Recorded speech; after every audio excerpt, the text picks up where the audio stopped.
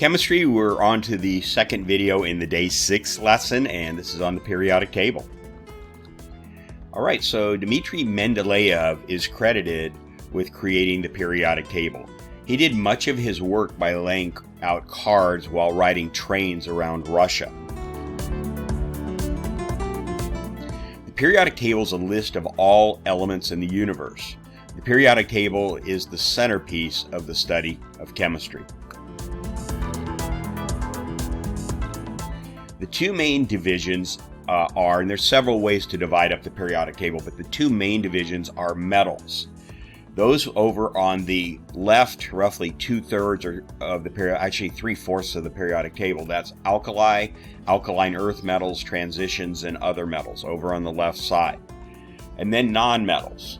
That's a small group up there in the upper right. That's nonmetals, halogens, and noble gases. However, they are really the subject of most of our study of chemistry in this class. And then finally there's the metalloids. They form kind of a border between the metals and the nonmetals.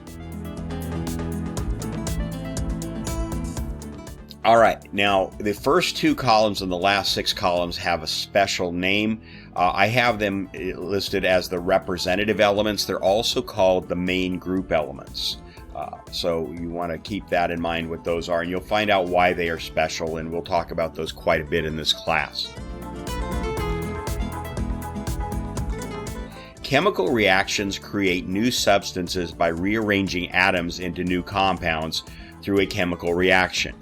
Example, 2 hydrogen molecules plus 1 oxygen molecule, what will happen is they will break up into hydrogen and oxygen atoms, and then they will recombine into 2 water molecules. That's a chemical reaction. Whenever atoms get rearranged, that's a chemical reaction, and that's the thrust of the focus of this class. Water is comprised of 2 atoms of hydrogen, 1 atom of oxygen. A chemical change occurs when the atoms combine to form a structure called a molecule. Because water is made up of more than one kind of element, it is referred to as a compound. So there you see it in picture form. There's 2 hydrogen molecules. Each one has 2 atoms in it. And we'll go over how to read this chemical equation very shortly. There's 1 oxygen molecule. It's made up of 2 oxygen atoms. They break apart and they get back together as water molecules, 2H2O.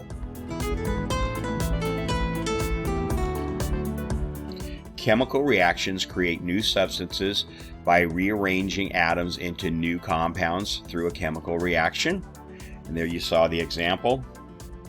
Water is made of 2 hydrogen and 1 oxygen atom to form a new substance called a H2O, water. The way water reacts with your body is totally different than the way pure oxygen or pure hydrogen react with your body.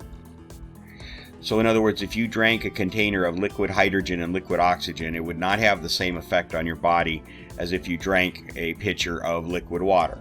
It would be deadly to drink liquid hydrogen and liquid oxygen. Physical changes determine whether a particular substance is a solid, liquid, or gas. These are called states or phases of matter. There are 3 states of matter: solid, liquid, and gas. Solids, molecules are held firmly together. In the case of water, we call this ice. Liquids, the molecules touch but can move around one another, so liquid water splashes around. In gas, the molecules have enough energy to separate from each other and move upward against gravity. So you have separate molecules in the case of a gas. A nuclear reaction is one where the number of protons or neutrons are changed. Number of protons changes. Elements are defined by their number of protons. This is a key point, not the number of neutrons or electrons. So if a proton is added or removed from an oxygen atom, the atom will no longer be oxygen. Number of neutrons changes. The number of neutrons in 2 atoms of the same element can be different. These are called isotopes. Carbon C has 6 protons. Most carbon atoms also have 6 neutrons, but some have 7 or 8 neutrons. These different atoms are isotopes of carbon. Okay, and that takes care of this brief introduction to the periodic table.